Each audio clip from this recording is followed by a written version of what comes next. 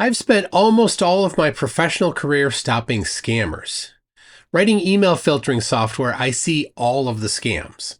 The classic Nigerian prince that found a cache of gold and needs you, a random person on the internet, to help him move it out of his country. All you need to do is contact FedEx at this totally legit Gmail address and send them $500.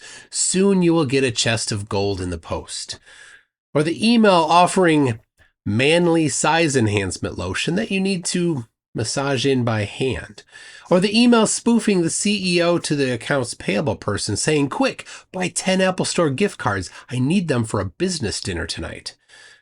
So when I saw Flat Earth, I instantly recognized it for what it is, a scam, just like all the rest. It's structured differently. Some of the leaders at the top are unaware that it's a scam, but it's still a scam. Modern flat earthers think that the sun is above the earth all the time, and it just gets too far away, so it sets. But elementary school geometry says that this is not possible at all. The scammer just needs to find a mark that's dumb enough to think the sun could set on flat earth. How does a flat surface get between you and the sun 3,000 miles above the flat surface? It can't. So when I saw Flat Earth Dave's Flat Earth Clock app, I instantly knew it was a scam. He's making money by selling an app that promotes a lie. Recently, somebody sent me the source code for Dave's app. Since I'm a developer, I immediately had a look. But I'm getting ahead of myself. Let me back you up to over 3 years ago. The Flat Earth app has a friend finder feature where all the users of the app, all the friend finder opted in users of the app are put on a globe map. This is a Mercator projection from the globe, and it's part of Google's mapping services. This feature was only available for users that opted in to the annual subscription to the app, but it was discovered that there was a security issue with it. The security issue is that there was no security. Anybody could see the entire globe map. All they needed was the URL. So a developer named Mr.42 published a video on this showing how people can see the positions of all the different users of the app on the globe map for free. And what did Flat Earth Dave do to fix the security hole? He renamed the file. Of course, this is not an actual fix. Dave knew over 3 years ago that his app had no security, but didn't care. Now we can talk about the decompiled application I was sent. When you install an app from the Google Play Store, it's just copied to your phone, and this is a collection of files on your device and can be copied and analyzed for free. It's not hard to do, you just need to know how to do it. When I was sent the source code, I jumped in. I looked at it immediately and saw that it uses the globe to do different things. This is hilarious and proves that the app is a scam. It's not a Flat Earth app if it uses the globe. This isn't a challenging concept. It has to only use Flat Earth to be a Flat Earth app. Then, over 90 days ago, I was contacted by a white hat security researcher. This person had identified some really severe security lapses in the application. The researcher had tried to inform Flat Earth Dave by using the support email address listed on Dave's website, but the email bounced because the email address did not exist. That's right, Dave's own support email address does not exist. I knew that the app was known to be insecure for over 3 years, so I decided to do a video about it. Even though I knew all the details about how to get the data, I didn't reveal this information in the video. I left it vague and only shared information that was easy to get and nothing very specific. But people figured out how to access the data anyway. It was not hard. It was not hacking. All you needed to do was know the URL to the web page, and it would serve up users' information without any authentication. Email addresses, name, street address, location on the globe, and the password. In the clear with no encryption.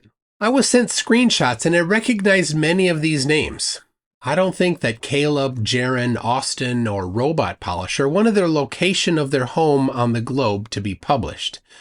Not just published to other people using the app, published to anybody on the internet that could find the URL in the app already sitting on their phones. Not only that, but the Friend Finder map URL that was renamed 3 years ago, it's still in the source code. It's still available for free, even though people pay $11 for 11 months for the Friend Finder.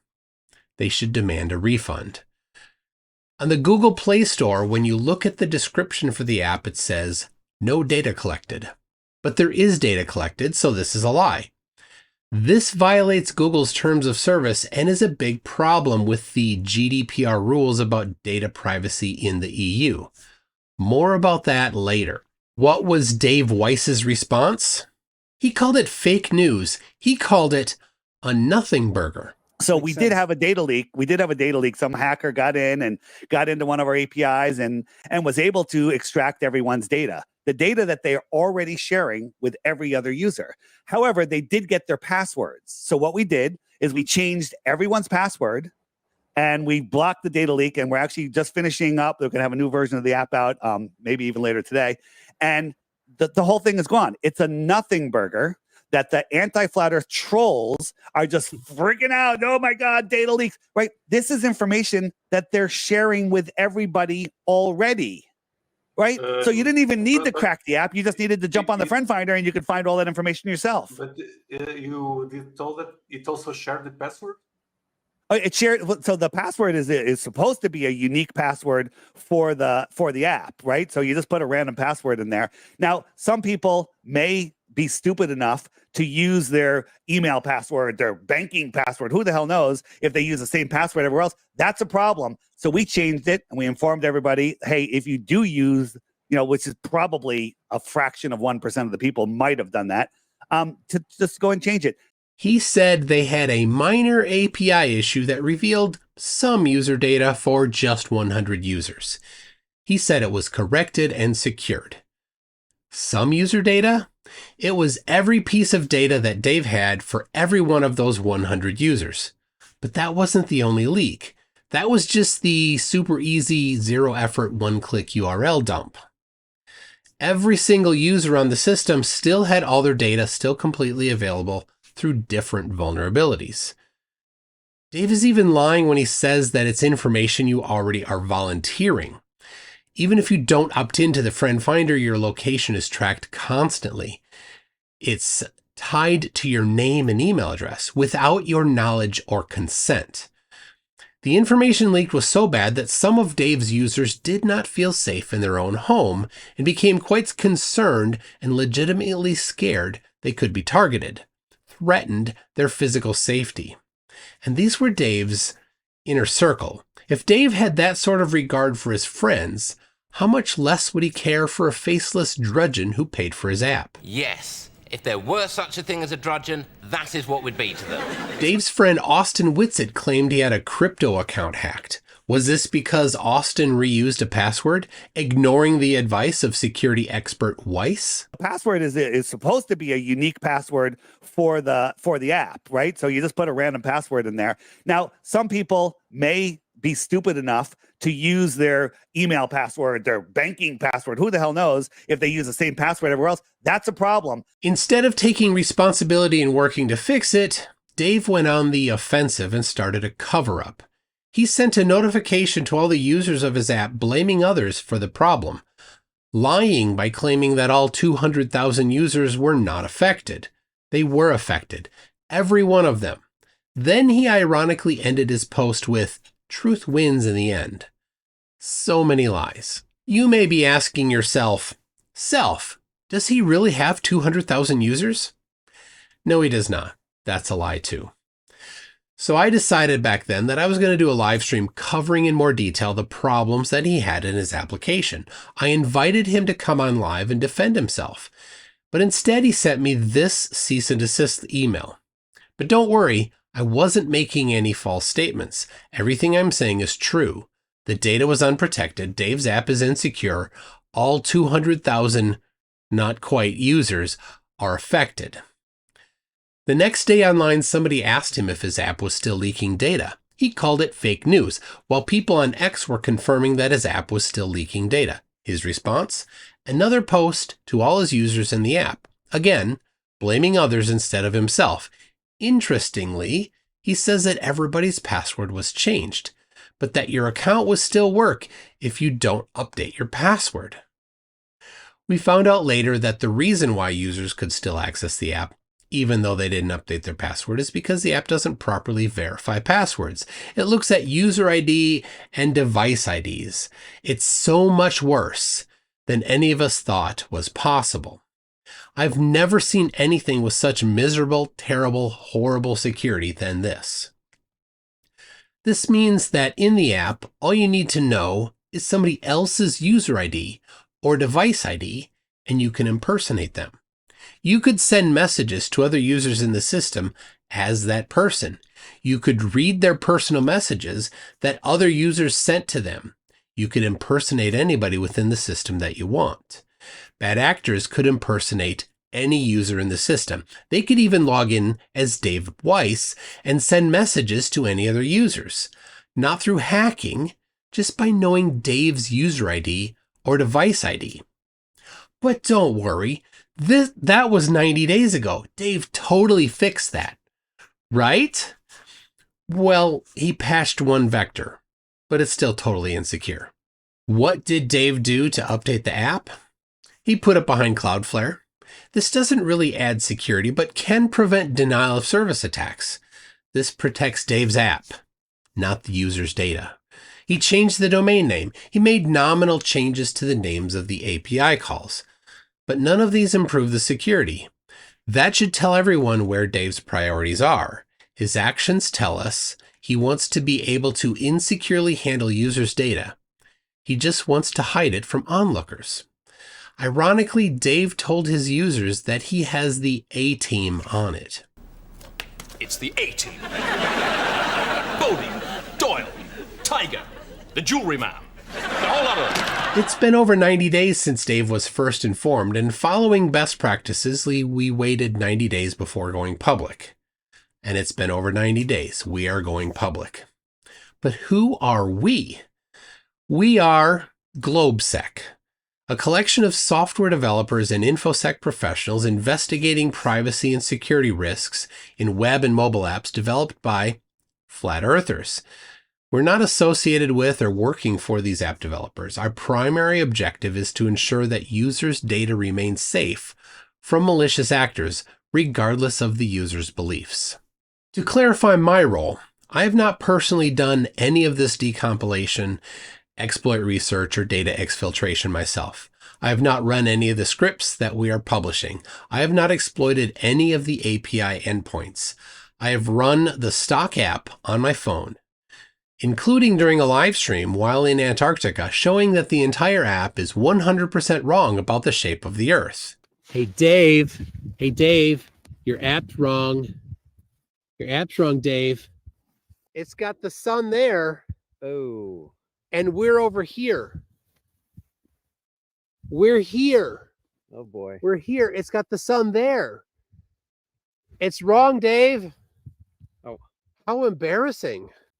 Dave's not here, man. Let's pull. He needs to do the right thing and pull the app. Yeah, pull the app, Dave. It's time. You're leaking people's data already. Pull the app. All of the investigation has been done by other professionals in the group. I am simply reporting on their findings. They have followed best practices and manipulated data for their own accounts only. It's unethical to tamper with someone else's data without their approval. Today, we have released the initial public documentation of the vulnerabilities in Dave Weiss's FE Clock app. It's on our GitHub repo linked in the description. At this point, we have been very generous to Dave by not revealing much. At the moment, it's mostly high-level information with one proof of concept script. We have listed 6 of the current vulnerabilities. 1, critical vulnerability. You can obtain any other user's user ID or device ID. 2, critical. By knowing another person's user ID or device ID, you can impersonate them or edit their settings. You can send messages to other users as any users. You can read the messages to or from any other user. And yes, even Dave's account, you can read what Dave has written to other users in the system. 3, High security problem. Passwords are still not stored using cryptographically secure hash functions. They're stored in the clear in the server's database. Passwords can still be leaked easily. Moderate. The API details are distributed using an intermediate database that can be impersonated. Moderate. User locations can still be determined. And low priority, user crypto wallets can be harvested. This is low priority because it only allows you to harvest Dave's Ponzi scheme crypto coin. These basically have no value, so is not of much risk. Oh yeah, Dave's cryptocurrency wallet private key, wallet address, and GoPulse API key are distributed in the app for anyone to grab. You might be wondering if you are at risk. Well, if you installed the app, you are. If you entered your password, you must consider that password as public information. If you use that same password anywhere else, you must change those passwords. What about your location? You only need to ask yourself this question. Did you ever launch it at a location you don't want to have associated with your email address or name? For example, if you made the mistake of having Flat Earth Dave on your podcast and launched the app while at your home, you should consider your home address as public information. Even if you turned on approximate location in the app, that does not protect you. What can you do to protect yourself? As I already mentioned, change your passwords on other platforms that have the same password. If your location is an issue, the app saves your most recent location. So get away from whatever location you don't want public, launch the app there, then shut it down and delete it forever. This is not a guarantee, but it will reduce the possibility of a future leak of your location. This list of vulnerabilities is not exhaustive. We have been gracious and haven't published everything. You're welcome, Dave. We know Dave's database has been hacked by other people because some of the researchers have fed in unique email addresses and have received spam to these unique email addresses. This will be important in an upcoming release. Subscribe to be informed when that comes out. And now back to the little lie that Dave has about not storing end user data. The General Data Protection Regulation, or GDPR, is a comprehensive legal framework that governs the collection, storage, and processing of personal data for individuals within the European Union. It mandates that organizations obtain clear consent, ensure data is processed lawfully and transparently, and uphold individuals' rights to access, correct, or delete their personal information. Non-compliance with these rules can result in substantial fines. Dave's app claims to not store end-user data, but it does. This violates GDPR rules already, but since Dave has mishandled the data for EU residents, it's worse. And Dave doesn't get to skirt around that issue being an American citizen. If you house data for EU residents, it still applies. And making it potentially worse, Dave's server is located in Finland, part of the EU. Now remember, Dave is required to delete your data if you request. Right here's his email address. If he doesn't delete it, he's violating your request. It's against the law. Dave's response has been to lie about its severity, blame others, and then claim he is fixing it, but not fix it. To really insult his users, knowing his app is insecure, Dave continues to peddle the app every chance he gets. He just doesn't mention the complete lack of security, hoping his end users might just forget. But eventually things will catch up. Dave has had over 90 days to take this seriously, and he hasn't. What will make Dave decide to take security seriously? It's still possible to edit user settings, impersonate users, send and receive private messages in the app. We haven't released all the details on this yet, but it's not difficult. Hopefully this will prompt Dave to take action. And no, Dave, we don't want anything from you. You can't pay us not to publish your vulnerabilities. When you threatened the initial researcher, you made your priorities clear. We aren't asking for money. We won't be sending you a list of the vulnerabilities privately. We will be publishing future vulnerabilities in the GitHub repo. If you want a secure app, That's on you, not us. Or you can shut down your scammy app. Your choice. I will be giving a presentation on this at Hack SpaceCon in May at the Kennedy Space Center. If you're interested, you can get tickets at hackspacecon.com. And if anybody else wants more details, start with the GitHub repo linked in the description. If you want to interview or talk with any of the members of GlobeSec, you can inquire on my Discord server in the GlobeSec public channel.